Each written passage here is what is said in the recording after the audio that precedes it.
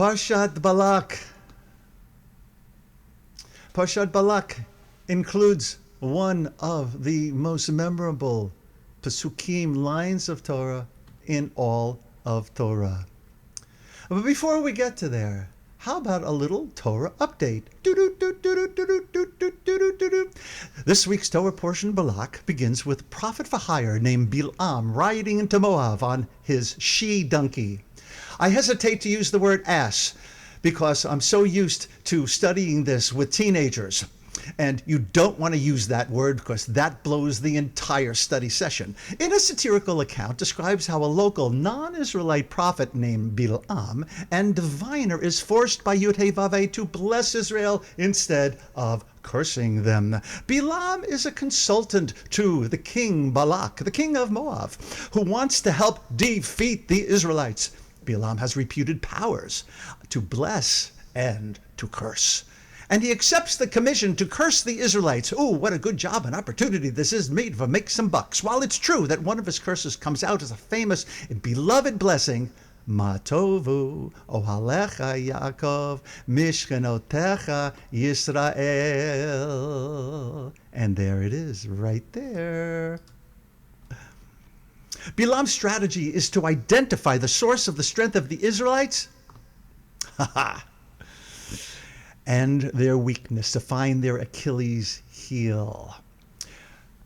We will not be reading the rest of the parsha this morning, but for those of you who are not keeping up, he sees that their families are their strength. I'm talking about Bilam looking over the whole landscape of the tents, Ohalim, and he dispatches not soldiers but Moabite women to lead the Israelite men astray.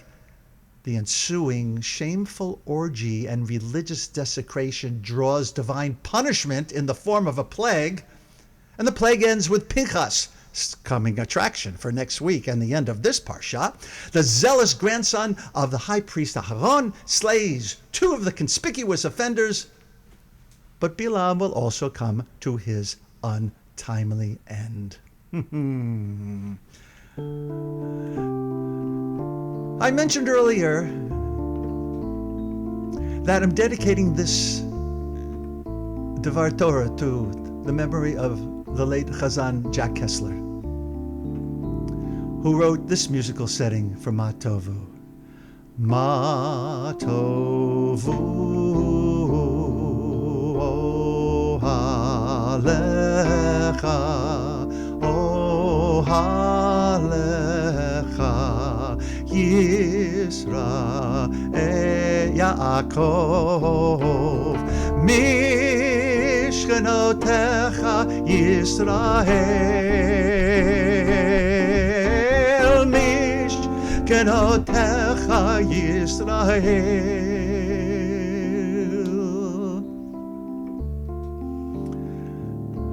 Bilam sets off to curse the Israelites.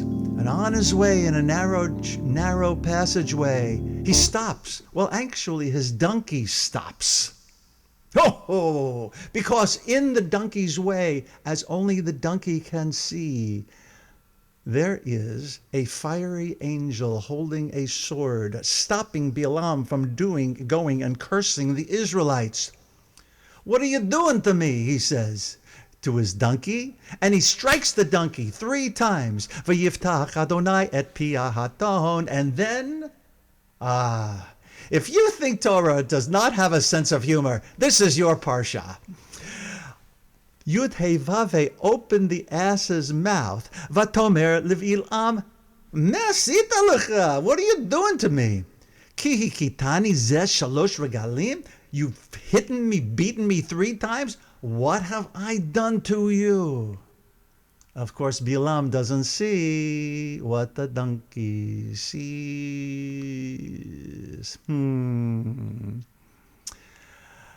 Bilam castigates his donkey, but the donkey informs Bilam, his master, I can't say whatever I please. I must speak only what God puts in my mouth.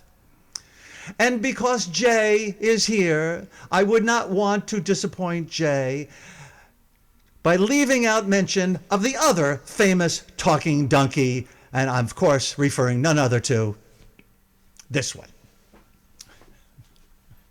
Okay, if you don't know who that is, then you just not have lived.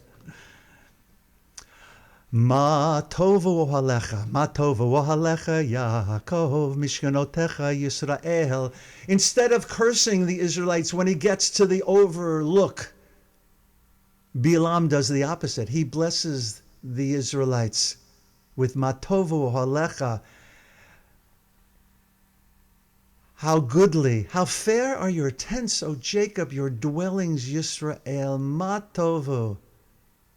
As those of you remember, that's what Jackie Gleason always said, too. How good it is. But my question for you is, ma tovu, what does it mean? What is good? What's good? Well, clearly Bilam is looking over at the tents of Jacob and sees what is good. But let's look a little deeper into what this might be about. The Gemara explains, what was it that Bilam saw that so inspired him? Here's what he saw. He saw that the entrances of their tents were not aligned facing with each other. This ensured that each family enjoyed a measure of privacy.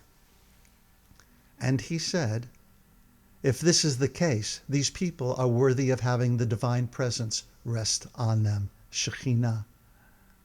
Isn't that beautiful? He sees that the Israelites have set up their tents in such a way to maintain their privacy, that they can't see into each other's tents vis-a-vis the way that their tent openings are. And so because of this, and as admirable he sees this, he says in the Midrash, these people are worthy of having the divine presence on them. What is good? What is good? Well, it is good to have a little modesty, tzin'ah, or tzniut, or tznius, right? You might notice how Orthodox women dress in order not to attract, well, I must admit, oftentimes the wigs that Orthodox women wear are more beautiful than their own hair, so I'm not sure exactly if it's fulfilling its purpose. But with skirts that cover their ankles, they are fulfilling the mitzvah of tzniut, of being modest in their dress. Now, this can also mean other things, tzniut. It can also mean modesty, but it can also mean humility or simplicity. All right, we're going to keep that in mind for a few minutes as we take a look at Yaakov. And, well, first of all, there's Bilam. I should have put this in before. He does not look happy.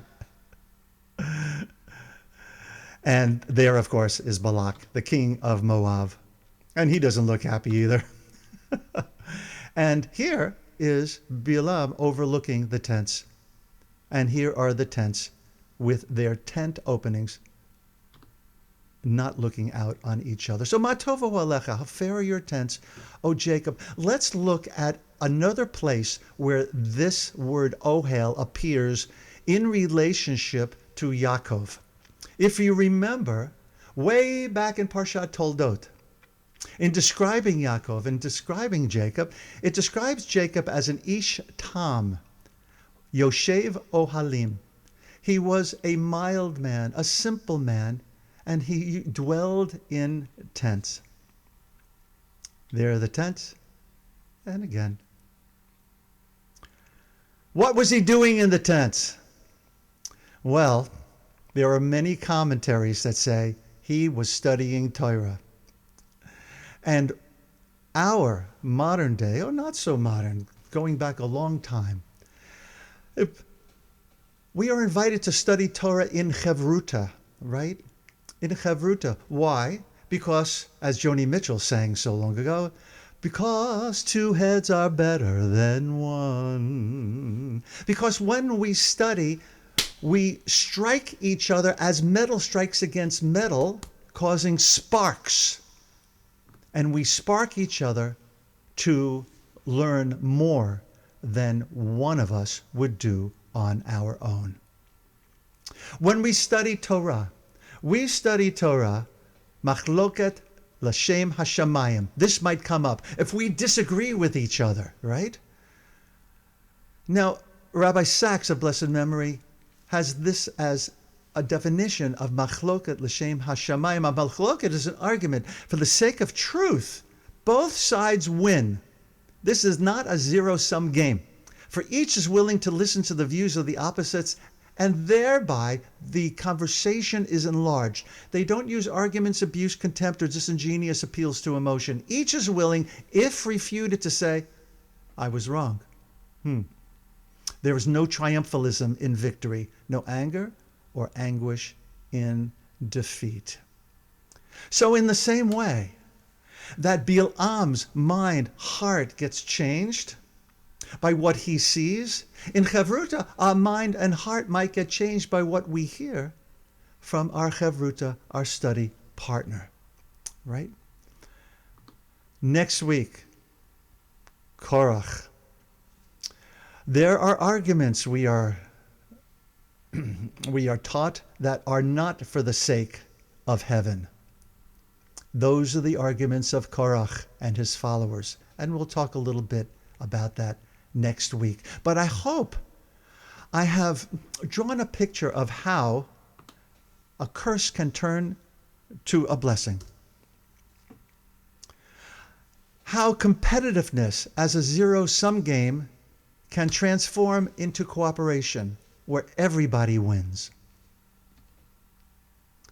And so my blessing for us all on this Shabbat, may our competitive impulses transform into a spirit of cooperation. And may our curses turn into blessings as we recognize the best in each other. Shabbat Shalom, everyone.